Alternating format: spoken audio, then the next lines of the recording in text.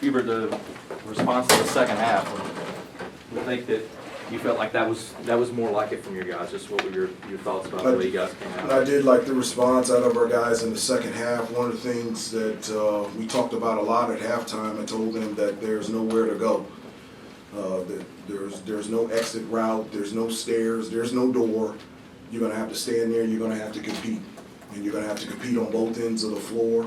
That their physicality in terms of attacking offensive glass, their physicality offensively, taking the ball to the basket, the pace in which they were running offensively, the energy, effort, and passion that College of Charleston brought to the table in the first half dominated us, and there was nowhere to go. And the only thing we needed to do was to respond. And I told them that if you would respond, things would change, and they would change quickly. And I thought our defense stepped up.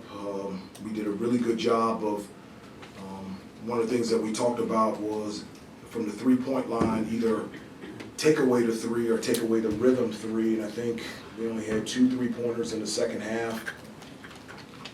Still felt like they got second chance opportunities, especially when Armando went for the block.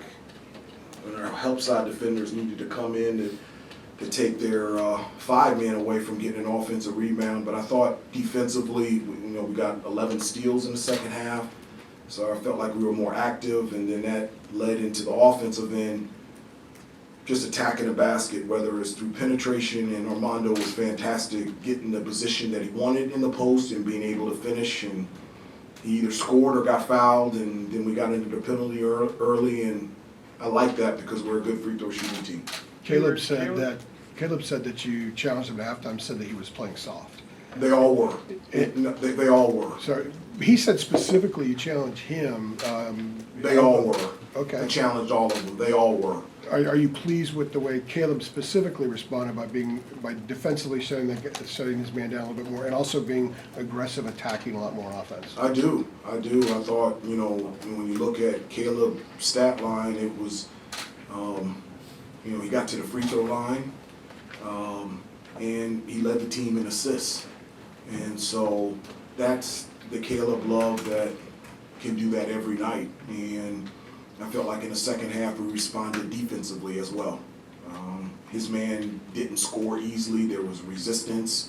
He competed, and so I was very proud of Caleb in the second half. He responds on both ends of the floor. How impressed were you with Caleb's ability to turn, those steals he had or the block into a quick transition bucket on the other end? Well, I think anytime that we get steals and that, we're really good in transition.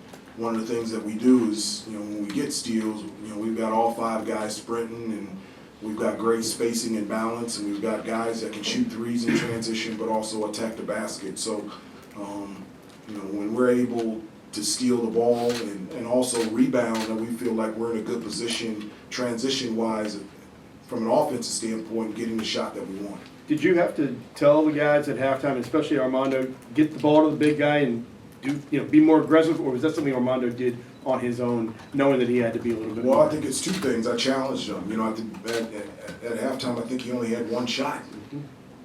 And so, there's 2 parts to it. One, you can call a play for a player, and then number 2, they actually have to catch the ball in the play to be able to do something with it. And so we called just as many plays in the first half as for Armando than we did in the second half, but Armando was fantastic. He did his work early. He caught the ball where he wanted to. He outworked whoever defended him to catch the ball as close as he could to the basket. His moves were definitive and strong, and he either scored or got fouled, and I was very proud of him.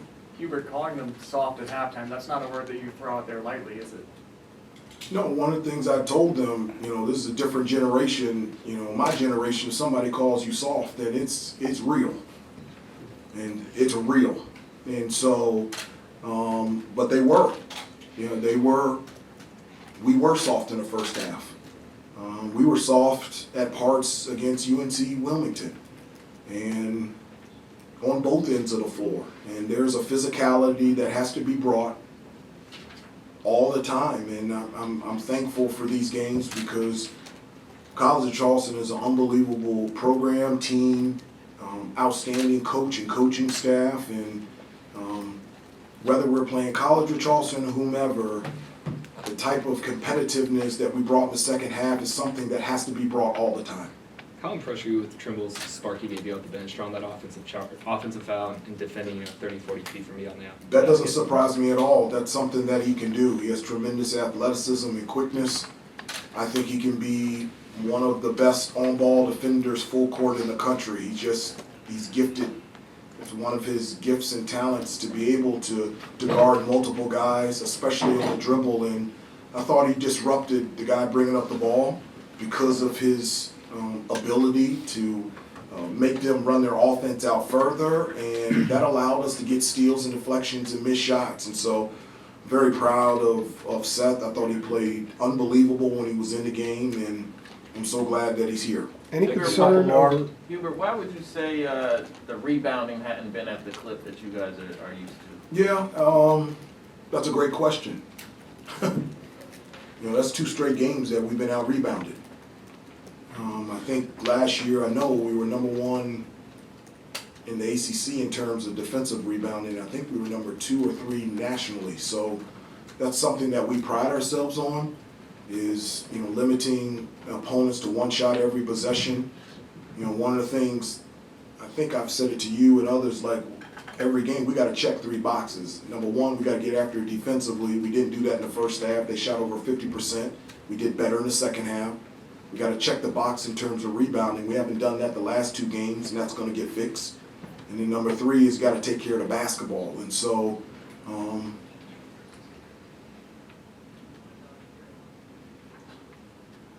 that's something that needs to change and will change.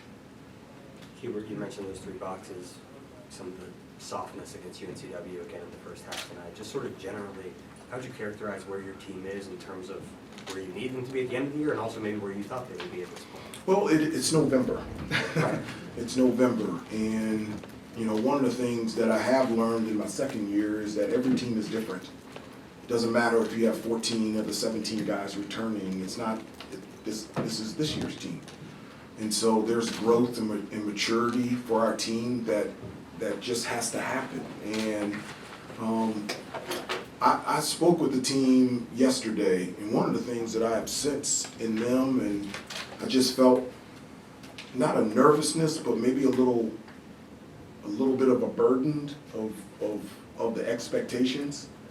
And I tried to get them to understand that those expectations are noise that means nothing. And I felt like on every play, they were trying to make it look like the way we looked in April. And that's just not possible. That just can't happen. This is this year's team. So let's just be committed to showing up every day at practice. Let's prepare.